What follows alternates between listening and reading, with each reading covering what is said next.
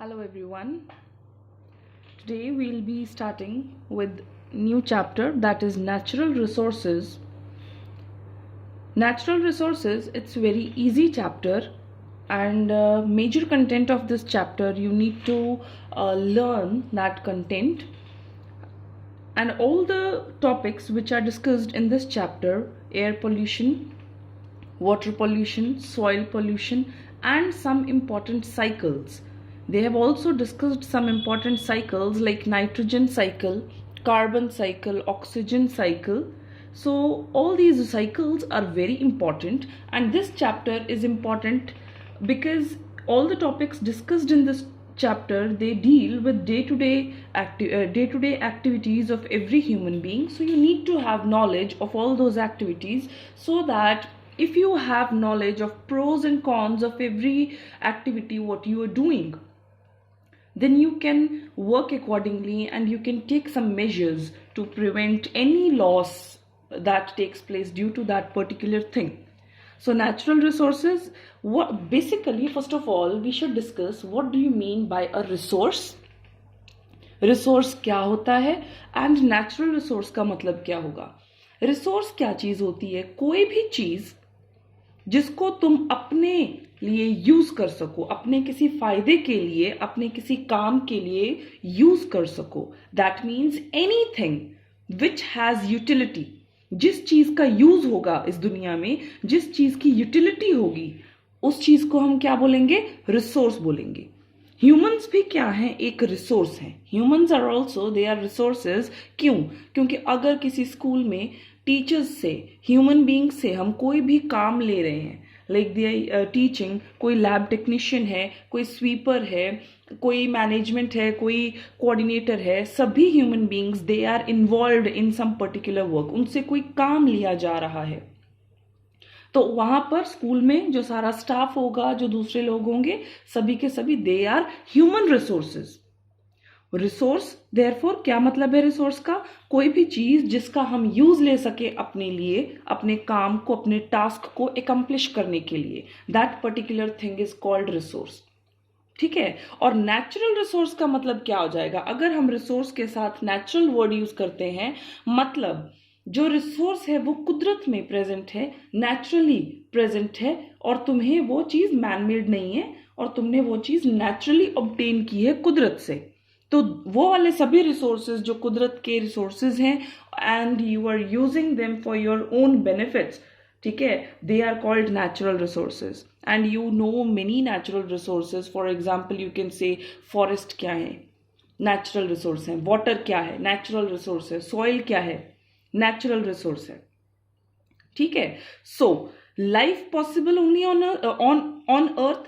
सिर्फ अर्थ पे ही, सभी प्लैनेट्स में से अर्थ पे ही लाइफ पॉसिबल क्यों है? बिकॉज यहां पर बहुत सारे नेचुरल रिसोर्सेज प्रेजेंट है. Since here on earth you have number of natural resources present. ठीक है. लाइफ ऑन वीनस और एंड मार्स पे क्यों नहीं पॉसिबल? क्योंकि जो वहां का एटमॉस्फेयर है, वीनस और मार्स की जो हवा है, वहां का जो एटमॉस्फेयर है, ठीक है, layer of air around the planet, atmosphere जो है, उसमें ज्यादातर कौन सी गैस पाई जाती है? The major quantity of gas which is on Venus and Mars, it is carbon dioxide. 95 to 97% of the atmosphere it comprises of carbon dioxide gas. तो वहां पे तुम्हें नेचुरली ब्रीदिंग के लिए जो ऑक्सीजन चाहिए, जो रेस्पिरेशन के लिए ह्यूमन बींग्स को ऑक्सीजन चाहिए, एटमॉस्फेयर में तो 95 to 97% कार्बन डाइऑक्साइड है. डेफिनेटली वहां पर लाइफ पॉसिबल नहीं होगी. अगर होगी तो काफी रिस्ट्रिक्शंस होंगी वहां पर.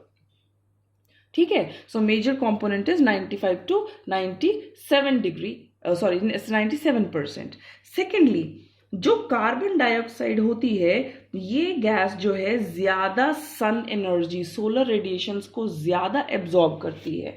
द कार्बन डाइऑक्साइड गैस जो है, इट एब्जॉर्ब्स सोलर रेडिएशंस, सन की एनर्जी को ज्यादा ट्रैप करेगी. इसका मतलब वहां का टेम्परेचर क्या होगा? एटमॉस्फेयर का ज्यादा हो जाएगा, since it is a green house gas, carbon dioxide. Right. So now we will discuss that atmosphere's importance और you can say role of atmosphere for all the living beings. आखिर में ये एटमॉस्फेयर हमारे लिए इतना ज़रूरी क्यों है? Why it is important for all the living beings on earth? The very first point, it contains various important gases like oxygen, carbon dioxide, necessary for various processes like combustion, respiration, etc. Combustion process क्या होता है?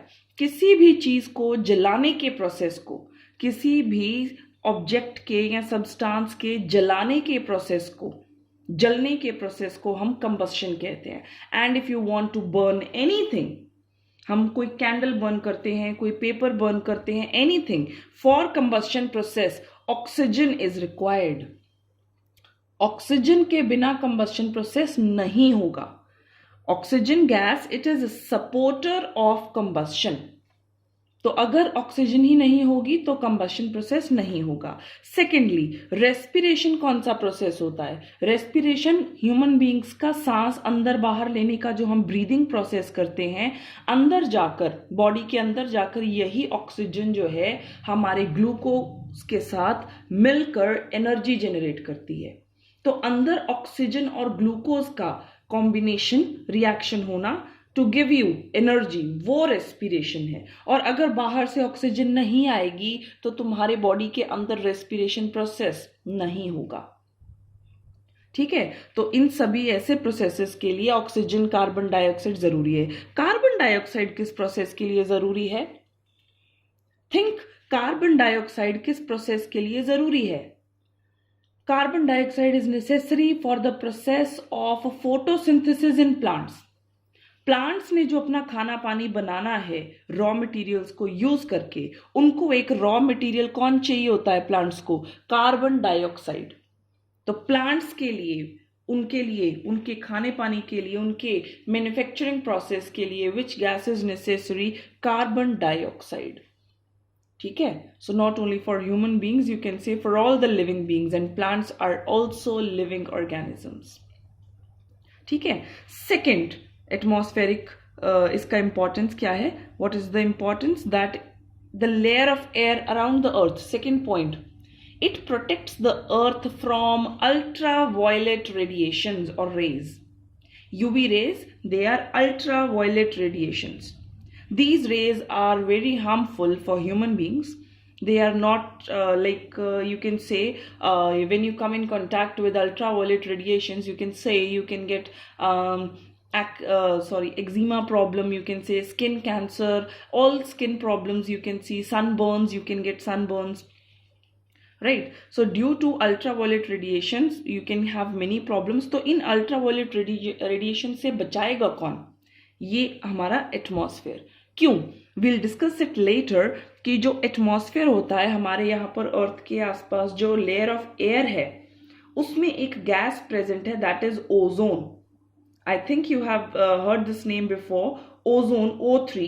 Ozone, it was also discussed in some chapter in class 8th, I guess.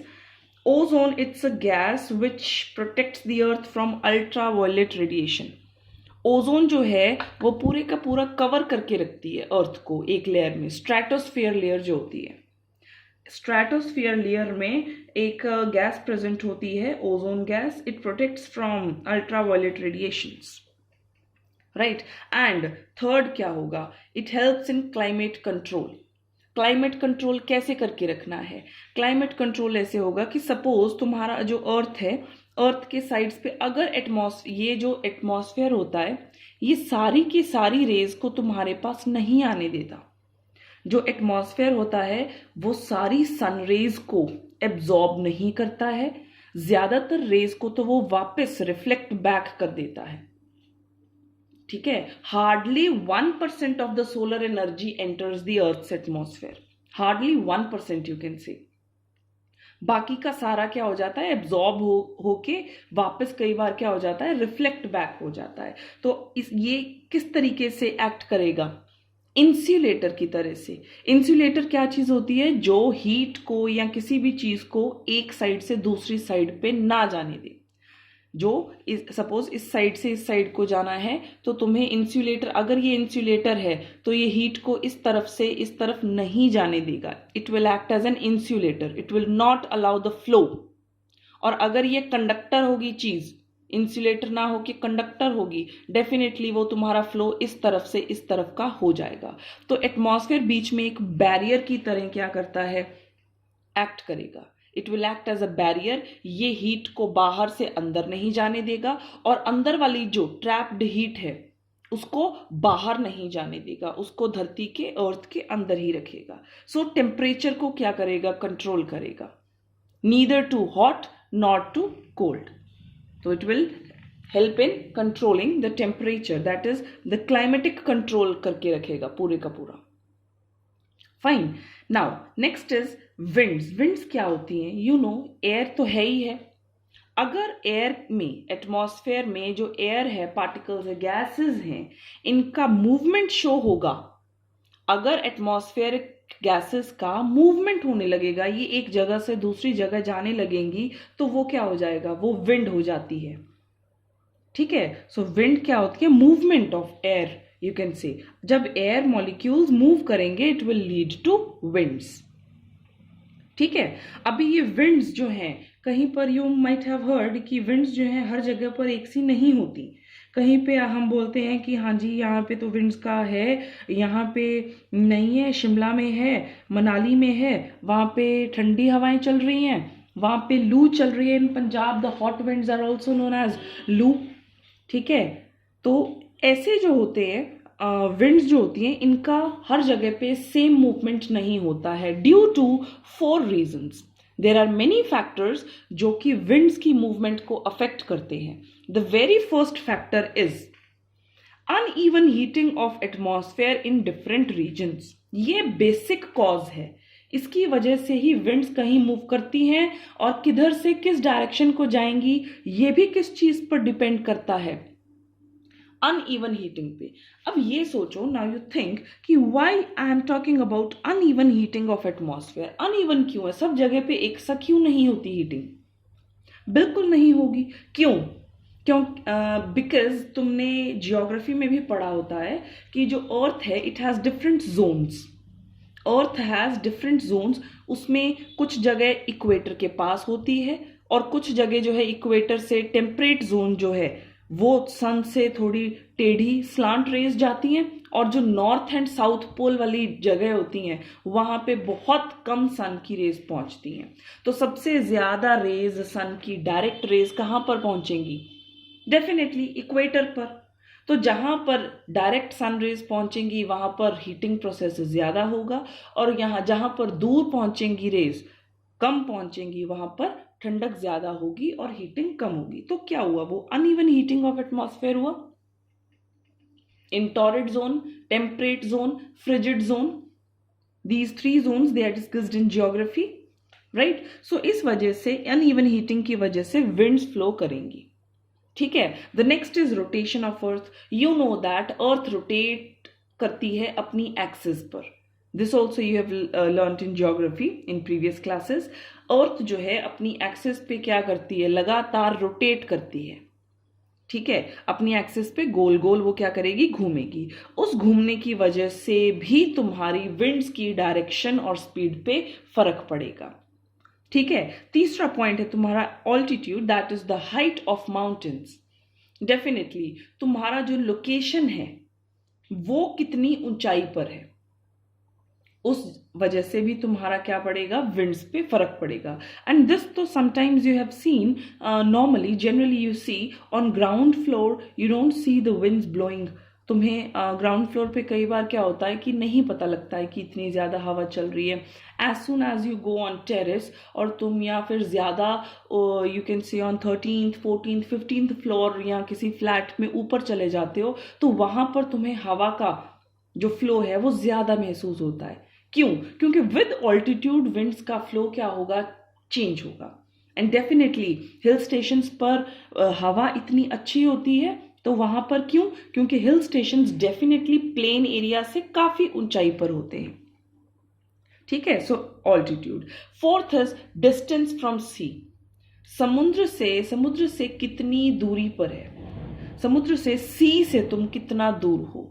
इस चीज का जो point का discussion है, that basically includes land and sea breeze, the concept of land and sea breeze which I will be discussing in the next topic. So land and sea breeze जो होते हैं, सी के पास जो होती है हवा का जो होता है बहाव होता है, that is basically due to air currents in the oceans, seas etcetera. Ocean currents भी होते हैं और एयर करंट्स वहां पे बहुत ज्यादा, पानी और लैंड का जो हीटिंग प्रोसेस है वो बहुत डिफरेंट है. That will be discussing in next topic. So what you can do is you can pause the video first, note down all the points. You can pause the video, note down the importance of atmosphere, all the 3 points. You need to write all the answers in sub points, right? You need to write all the answers in points, not in paragraphs. Remember, whenever you have to give your answer in very good and descriptive form, always give your answer in points, not in paragraphs. Right? It's better to write in points and it's easy for you to learn. So 3 points for this and 4 factors that lead to the occurrence of winds. You can pause the video and then resume for the next topic. First note this down. Now look, I'll try to explain this land and sea breeze, the concept of land and sea breeze. We'll discuss first sea breeze. Before knowing about these two, land and sea breeze, the concept of land and sea breeze, you need to know this कि पानी और धरती में से, water and land में से जो land है वो जल्दी गर्म होगा और जल्दी ही ठंडा हो जाता है. ठीक है, जो लैंड एरिया होता है वो एज कंपेयर्ड टू वाटर जल्दी गर्म होगा और जल्दी ही ठंडा होगा. राइट? तो during day time what will happen, during day time sun होगा और सन की वजह से तुम्हारा लैंड एरिया जो है वो सी एरिया से ज्यादा गर्म हो जाएगा. It will get hot, fine, during the day time. And तुम्हें ये पता होना चाहिए कि जो हवा है, the air above the land area, जो इस लैंड एरिया के ऊपर वाली हवा होगी, वो हवा इस लैंड एरिया के कांटेक्ट में आने की वजह से इट विल गेट वार्म, वो थोड़ी गर्म हो जाएगी, एयर भी गर्म हो जाएगी.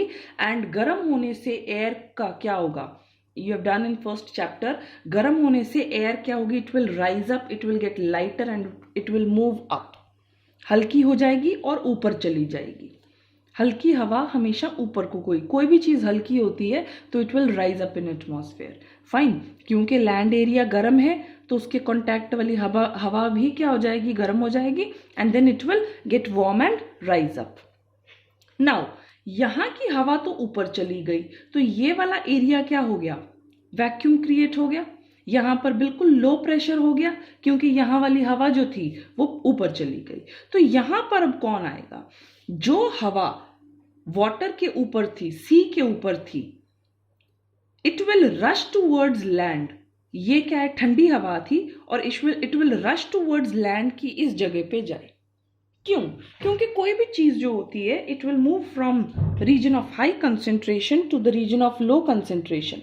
वो अपनी हमेशा ज्यादा वाली जगह से कम वाली जगह में जाएगी. So this air it will rush towards land area to take its place. So during day time when you sit over here you get the cool breeze from sea. So it is called, जिधर से हवा आएगी तो उस side की ही तुम्हारी bridge को वो तुम लेबलिंग कर सकते हो. So it will be named as sea breeze. Fine. Opposite will take place during night time. Night time में क्या होगा, आई टोल्ड यू कि land area it gets hot and it gets cold faster as compare to water. तो रात में land area क्या हो गया, it will get cold as compare to water. ठीक है, अगर ये वाला एरिया हॉटर देन लैंड है रात में तो definitely the air which is in contact with water, यहाँ वाली जो हवा होगी वो भी क्या हो जाएगी, it will get warm up and it will rise. Since it will get warm and it will rise, so definitely the air above the land, which is cold as compared to this air, it will rush towards the sea to take its place from region of high pressure to the region of low pressure. ठीक है, तो रात में सी के शोर पे बैठने का कोई फ़ायदा नहीं है, सिंस जो हवा है तुम्हारी लैंड से सी की तरफ जाती है, and during the day time it's better, it's pleasant sitting over here. Why? Because the air will rush from the sea side to the land side. So this is the basically concept of sea breeze and land breeze. और इसका पूरा land and sea breeze का जो basic reason है वो क्या है? Uneven heating. You can see जो पॉइंट पिछले टॉपिक में डिस्कस किया था, it is due to uneven heating. ये ज्यादा गर्म हो रहा है, यहाँ पर ये ज्यादा गर्म है. सो क्योंकि इनका अनइवन हीटिंग प्रोसेस है, इसकी वजह से विंड्स फ्लो हो रही हैं. So this is the basically cause for sea and land breeze. Right, you can pause the video, you can draw the diagram, you can label it properly. I'll also send the picture of this page in your group, and in next session we'll be discussing some other topics like air pollution, etc. Till then you can learn this. Thank you.